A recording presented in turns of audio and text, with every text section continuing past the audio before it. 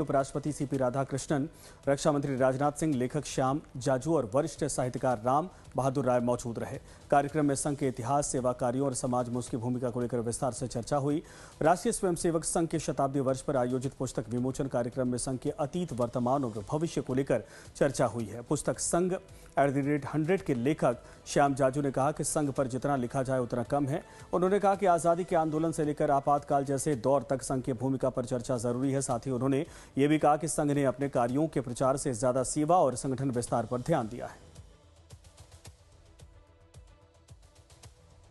लिखना वैसे इतना आसान नहीं होता है।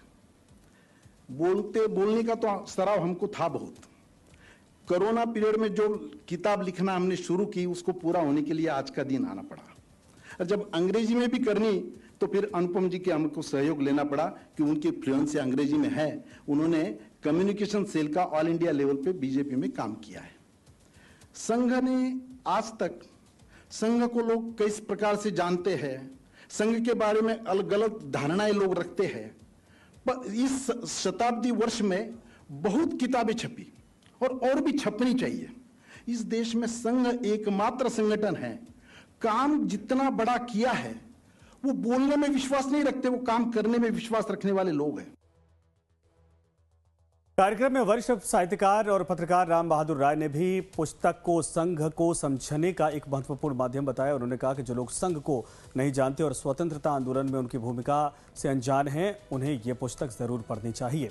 उन्होंने कहा कि यह पुस्तक गहन शोध के बाद तैयार की गई है, जिसमें संघ की यात्रा को तथ्यों के साथ प्रस्तुत करने का प्रयास किया गया है। भी समर्थन में है, मैं ये ना कह करके कहूँगा कि जो पुस्तकें छपी हैं उन पुस्तकों को ध्यान में अगर रखें तो ये उनसे थोड़ी अलग है। और दत्ता जी ने जो अपने संदेश में कहा है, मैं उसका समर्थन भी करता हूँ।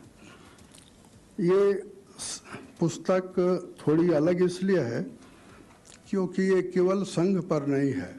संघ ने जो अपनी दुनिया बनाई है, अपना परिवार बनाया है, उस पर भी है। तो संघ के योगदान और उसकी छवि को लेकर रक्षा मंत्री राजनाथ सिंह ने कहा कि वर्षों से संघ को लेकर कई भ्रांतियां फैलाई गई। उन्होंने कहा कि संकट के समय स्वयंसेवकों ने समाज सेवा का काम किया और संगठन ने हमेशा सामाजिक एकता, सद्भाव और समरसता को मजबूत करने का प्रयास किया। राजनाथ सिंह ने कहा डॉक्टर केशव बलिराम हेडगेवार द्वारा लगाए गए संगठन के बीज का जिक्र करते हुए कहा कि आज वही बीज एक विशाल वट वृक्ष बन चुका है। साथियों, वर्ष 1932 में सेंट्रल प्रोविंसेस और बेरार की सरकार ने संघ को सांप्रदायिक घोषित कर दिया था। यह बेरार महाराष्ट्र में है और सरकारी कर्मचारियों के आरएसएस के कार्यक्रमों में भाग देने पर उन्होंने प्रतिबंध भी लगा दिया था।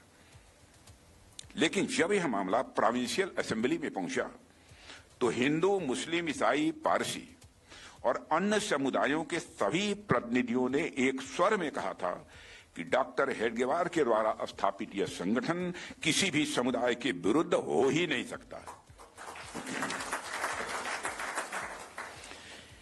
इसलिए जिन लोगों ने वामपंथी प्रोपगंडा में फंसकर संघ के बारे में गलत धारणाएं बना ली हैं, उन्हें इस किताब को पढ़ने के बाद संघ के बारे में मैं समझता हूं सही समझ मिलेगी और उनकी भ्रांतियां जो अब तक की हैं वह दूर होंगी।